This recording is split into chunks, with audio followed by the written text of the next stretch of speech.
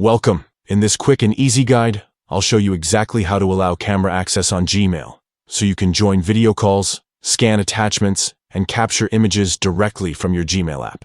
If your camera isn't working while using Gmail, don't worry, it only takes a few steps to fix. Let's get started. First, open your phone's settings.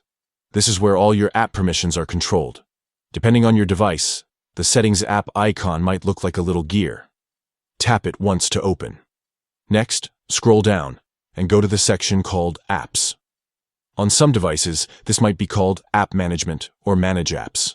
This is where you can see all the apps installed on your phone. Now, find and tap on Gmail. It should appear alphabetically in the list.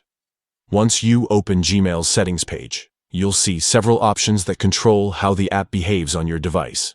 After that, tap Permissions. Here, you can manage what Gmail is allowed to access, like your contacts, storage, microphone, and of course, your camera. Once you're inside Permissions, locate the camera option, tap on Camera, and you'll see a few choices, something like Allow only while using the app, Ask every time, or Don't allow. Choose Allow or Allow only while using the app. This gives Gmail permission to use your camera whenever you need it, without asking every single time. That's it.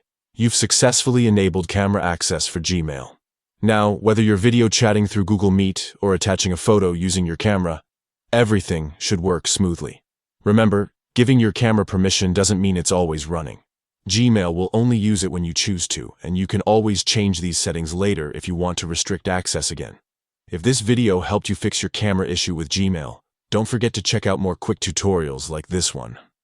Keeping your apps updated and permissions properly set ensures everything runs without interruptions. Thanks for watching.